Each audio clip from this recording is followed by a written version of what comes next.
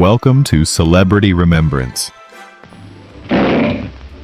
For those of us who grew up with a black and white TV and a heart full of dreams, the Little Rascals weren't just a show. They were part of our childhood. We laughed with them. We rooted for them. And somehow, they stayed with us through the years. Today we remember the kids who made us smile, and the stories behind the laughter. This is for every heart that still holds a place for our gang. Don't have no money, and besides it's too hot in here. William Billy Laughlin, the unforgettable boy behind Froggy and our gang, a child star whose croaky voice and lovable presence left a lasting mark on generations. Born on July 5, 1932 in San Gabriel, California, Billy was full of life and laughter. At just 8 years old, he joined the cast of Our Gang, making his debut in the new Pupil. Though he started in a supporting role, it wasn't long before he became the group's comic lead, thanks to that unique, frog-like voice he created himself, inspired by Popeye. From 1940 to 1944, Billy starred in over 20 short films, quickly becoming a fan favorite. His final appearance came in Dancing Romeo, the last film of the series. But Billy's story ended far too soon. On August 31, 1948, while delivering newspapers near his home, he was riding a scooter gifted by his parents when a tragic accident with a speeding truck took his life. He was only 16 years old. Rest in peace, Froggy. You will never be forgotten. And you aren't mad at Petey, are you, Daddy? I know. In the early days of Hollywood, one little boy literally stole the hearts of audiences with his wheezing voice. Robert E. Hutchins, better known as Wheezer, was just 2 years old when he joined the hit TV series Our Gang. He earned his nickname on his first day, running around the studio until he started wheezing. Wheezer appeared in 58 films, often playing the younger brother eager to get in on the action. Audiences adored him. But behind the scenes, things were more complicated. Bobby's father kept him isolated, maybe even mistreated him, to keep him from growing up and losing roles. But by the age of 8, Bobby's film career was over. He joined the Air Force, dreaming of becoming a pilot. On May 17, 1945, during a training flight, Bobby's plane collided with another and he was killed. Wheezer may be gone, but the joy he brought will never fade. Don't call me Norman. Call me Chubby. Norman Chaney, lovingly remembered as Chubby from Our Gang, brought laughter to millions, yet his own life was filled with quiet struggle. Norman's journey to Hollywood began with a nationwide talent search. Producers were looking for a new chubby child actor, and Norman, with his warm charm, comic timing, and unforgettable frown, won hearts instantly. He joined Our Gang in 1929, starring in 19 shorts. But behind the scenes, Norman's weight was the result of a glandular illness. As he grew older and heavier, his time with the series came to an end in 1931. He quietly returned home, excelling in school, but the illness never left him. Despite losing over 150 pounds through treatment, the toll on his young body was too great. In 1936, Norman passed away from heart failure at just 21 years old, becoming the first Our Gang star to die.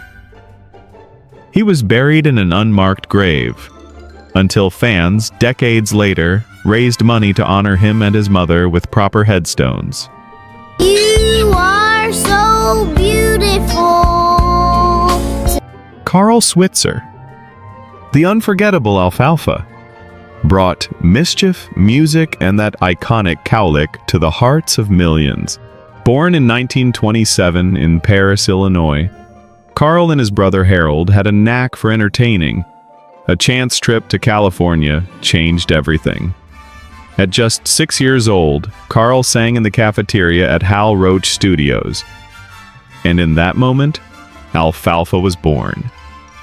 With his off-key crooning and wide-eyed charm, Carl became a breakout star of our gang. By the late 1930s, he was even more popular than Spanky. But behind the laughs, things weren't easy. Tensions between stage parents, typecasting, and growing older eventually ended Carl's time with the series in 1940. As an adult, Switzer struggled to shake the shadow of Alfalfa. He landed small roles in It's a Wonderful Life, The 10 Commandments, and TV guest spots. But fame had faded. He turned to dog breeding and guiding hunts, counting Roy Rogers and Jimmy Stewart among his clients. But tragedy struck in 1959. A dispute over a hunting dog led to a deadly confrontation with a former friend. At just 31 years old, Carl was shot and killed under deeply questionable circumstances. A death many say was never truly given justice. He was laid to rest at Hollywood Forever Cemetery, largely overshadowed by director Cecil B. DeMille's passing the same day. Yet Carl Switzer's legacy lives on. In every off-key note, every crooked smile, and every child who's ever watched Alfalfa chase after Darla. Gone too soon, but never forgotten. Hi! Scotty Beckett was just 3 years old when fate called. While visiting his sick father at the hospital, someone overheard him singing, and just like that, Hollywood opened its doors. By age 5, he was cast as Spanky's best friend in Our Gang. With his crooked cap, oversized sweater, and mischievous grin, Scotty became an instant fan favorite. But behind the laughter, tragedy was already at his heels. His father died that same year. After leaving Our Gang, Scotty's star continued to shine. But as he grew up, fame began to fade. His personal life spiraled into arrests, addiction, and heartbreak. Once a golden boy, Scotty was now a man fighting demons no camera could capture. In 1968, at just 38 years old, he checked into a nursing home after a mysterious beating. 2 days later, he was found dead, his cause of death still unclear. Pills and a note were found nearby, gone too soon, but not forgotten.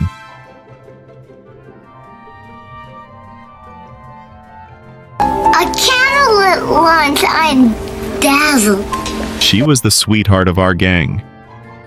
A tiny girl with big eyes, a bright smile, and a voice that melted hearts. As Darla in Our Gang, she stole the show with her charm and sass. Whether caught in a love triangle with Alfalfa and Butch, or singing I'm in the Mood for Love, Darla became a beloved icon of childhood innocence. She remained with the series until age 10. Then, like so many child stars, she faced the hard truth. The spotlight doesn't always follow you into adulthood. But Darla didn't give up. She graced TV screens, recorded music, and even starred alongside Vincent Price in The Bat, her first and only adult film role. In 1979, while planning a Little Rascals reunion, she entered the hospital for a routine appendectomy. Tragically, a contaminated blood transfusion led to hepatitis and sudden heart failure. Darla Hood was gone at just 47. Darla Hood, gone too soon, never forgotten. You all just lovesick. That's all. Allan Hoskins, known as Farina in Our Gang, was just 1 year old when he stepped in front of the camera. With his pigtails and charm, he became the series' most beloved star, and the first black child actor to gain national fame. But fame came with pain. He was often forced into humiliating roles, dressed as a girl and used as comic relief. At just 11, he was let go, no longer cute enough for Hollywood. He served honorably in World War II, but after returning, the roles never came back. Blacklisted in the McCarthy era, Allan left the spotlight and began a new life, helping others. He spent decades advocating for people with disabilities, building job programs, and changing lives far from Hollywood. Allan died of cancer in 1980, buried in an unmarked grave. Only years later did he finally receive a headstone and long overdue recognition.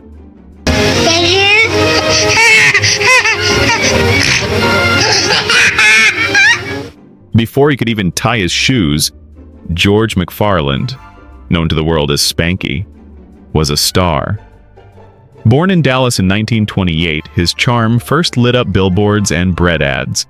At just 3 years old, Spanky joined Our Gang, a series that would later be known as the Little Rascals. With his mischievous grin and quick wit, he became the heart of the gang, the idea man, the leader. But childhood fame fades fast. By his teens, Spanky was out of the spotlight.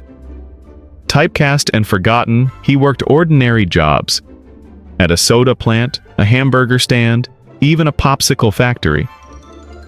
In 1993, George McFarland passed away from a sudden heart attack. He was only 64. Spanky reminded us of the joy of childhood, and that even when the spotlight fades, the heart behind it can still shine.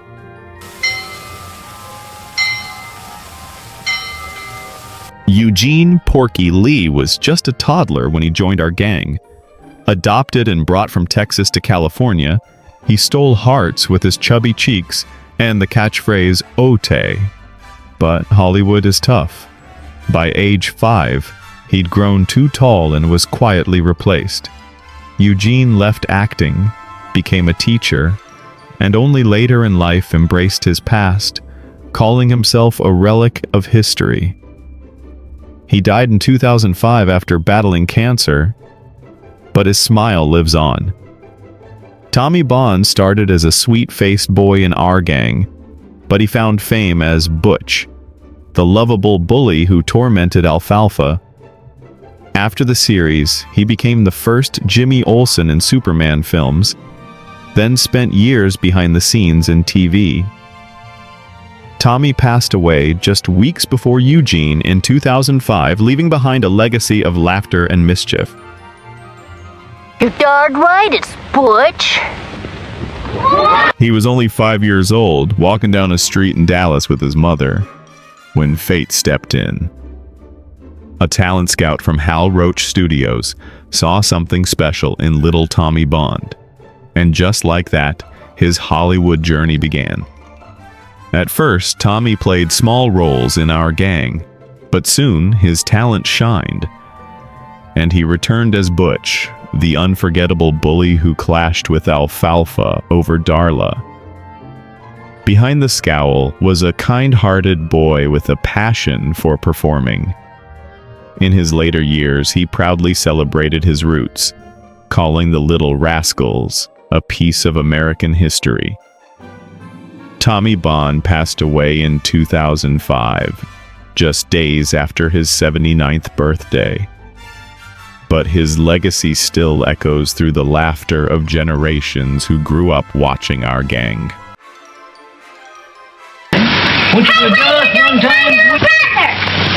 Maryanne Jackson wasn't your typical Hollywood child star, and that's what made her unforgettable. She joined our gang in 1928, just 5 years old, with her bobbed hair, freckles, and quick wit. She played the spunky older sister, bringing laughter during the series' move from silent films to sound. But by age 8, Hollywood moved on. She didn't fit the girly girl mold. Tired of rejection, she walked away and never looked back, proudly choosing a normal life. Years later, she remembered her time at Hal Roach Studios fondly. It was just fun and fun and fun. Maryanne died in 2003 at age 80 from a heart attack. Though her time on screen was brief, her spirit lives on, as a reminder that being different can be the greatest role of all. Hey, wait a minute, I want to cut off one finger. Dorothy DeBorba was just 5 when she lit up the screen in Our Gang. With her bouncy curls, big bows, and quick wit, she became the heart of the series. Born into a showbiz family, Dorothy won over Hal Roach with her ability to cry on cue, and soon became the series' spunky echo, known for her clever one-liners and charm. But fame wasn't always fun. Long hours, tight curls, and schoolwork left little time for childhood. By 10, her film career had ended. Dorothy later lived a quiet life, working at UC Berkeley and raising a family. She passed away in 2010 at 85. I'm a caveman and you're my woman. Jackie Cooper wasn't born into stardom. He stumbled into it as a toddler, tagging along to his grandmother's auditions. By 7, he was in Our Gang. By 9, he made history as the youngest ever Oscar nominee for Skippy. But fame came with pain. A director once pretended to shoot his dog just to make him cry for a scene. Jackie endured and kept shining. From The Champ to Superman, and later behind the camera winning Emmys, he proved his talent again and again. He also served his country with pride, retiring as a Navy captain. Jackie Cooper died in 2011, laid to rest at Arlington. His story is one of heartbreak, strength, and a legacy that lit up screens for generations. Oh, gee, Ma, I don't like sausages. Robert Blake was born into pain. A child abused at home, pushed onto the stage before he could speak for himself. By age 6, he was a star in Our Gang. He survived addiction, the army, and Hollywood's cruel cycle. In 1967, In Cold Blood changed everything. Raw, haunting, unforgettable. Then came Beretta, tough, streetwise, iconic. But his life took a tragic turn. In 2001, his wife was murdered. Blake was charged, tried, and ultimately acquitted. Yet the scandal stayed. He died in 2023 at 89. Gee, I'm thirsty. I wish I had some pop. Jean Darling was just a baby when she first appeared on screen, and by 4, she became a beloved face in Our Gang, lighting up 46 silent films with her charm. But fame came with hardship, grueling hours, constant performances, and growing up too fast. Still, Jean never stopped. She became a Broadway star in Carousel, a TV host, and later, a writer and storyteller in Ireland. In 2015, Jean passed away at 93, one of the last surviving stars of the silent film era. Betsy Gay charmed audiences in Our Gang Follies of 1938 and nearly 40 other films. Roles were small. In the 1940s, her voice soared in country music. She sang with legends, won yodeling contests, and recorded for top labels. Later, she left the spotlight for family life, but her legacy lived on as a child star, singer, and pioneer. Betsy Gay passed away on June 13, 2025, at 96.